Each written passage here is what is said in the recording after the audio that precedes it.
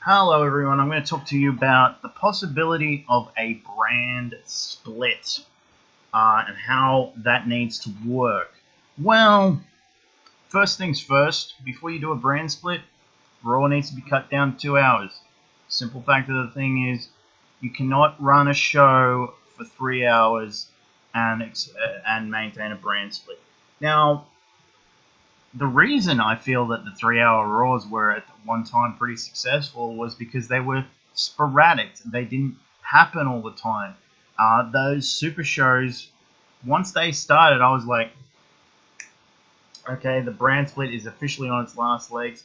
Once they started having people show up all the time from SmackDown onto Raw, that's the end of it.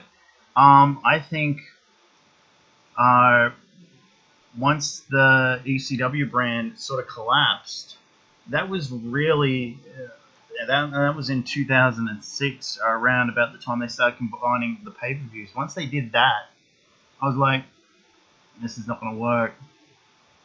They got too many championships, and yeah, that was the main concern I had. Was like they had too many championships, not enough people were getting on pay-per-view, so the pay-per-views are going to diminish in value to anyone that cares. And I think the separate pay-per-view idea was good. It kept it, you had a reason to tune into each brand or a while, and yeah, that was my thing. I know the SmackDown ones didn't do as good, but yeah, that's uh, due to the fact that there was a lack of talent on SmackDown. Okay, so I'm going to talk about talent here because that could take a while. And yeah, I have got the current roster, and I looked at it, and I'm like, I don't know. It doesn't really necessarily matter who's here and who's there. I'd have to really take some time to consider that. But here we go. I'm going to talk about here. Like I said, Raw needs to be cut down to 2 hours. You need two distinct brands. I think Raw needs to go to back being Raw. It should be the show that not necessarily pushes the envelope, but you see things on there. Maybe there's a bit more blood. Blood is a little bit more frequent on there. Early on, I thought Raw is kind of the riskier brand. It wasn't, and I don't mean in the sexual sense, although that was a factor.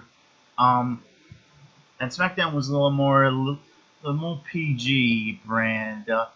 It was, and I think that's due to the blue and the red. And I think color schemes, and yeah, that's why I think that.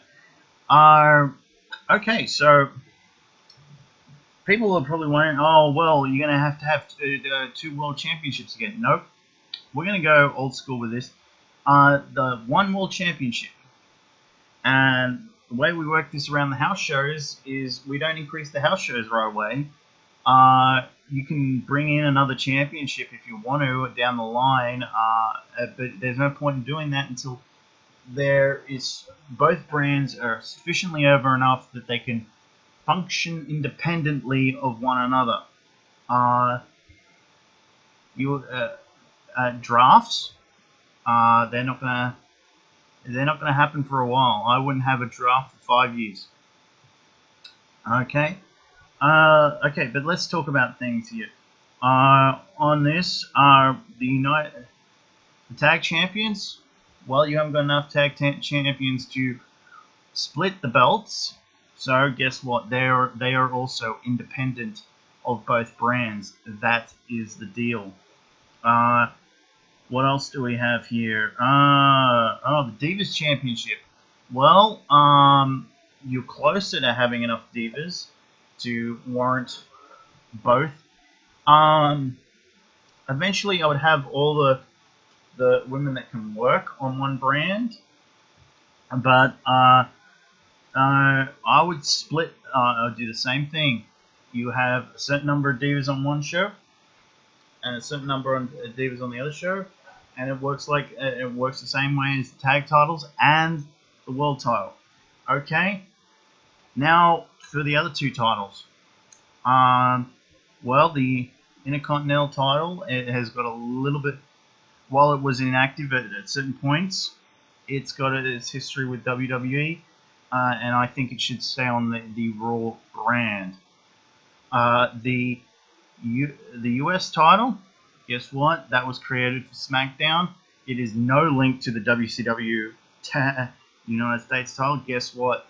Guess what? That stays on SmackDown, and that its record starts with Eddie Guerrero. So yeah, those are the main things. So, and yes, you may need to bring up some talent from NXT, but not as much as you would think you would need to, because guess what? You're still only servicing the same amount of titles. Yes, you may need to increase your talent pool, but Raw needs to be taken down to 2 hours. And guess what? That will you don't need that much talent brought back up from NXT. Yeah, a few guys maybe, but for each brand, probably what 6 guys for each brand. Not really that many. Because you don't need to explode onto this on with this. It's something that needs to happen. Okay, I'm pretty much done here. So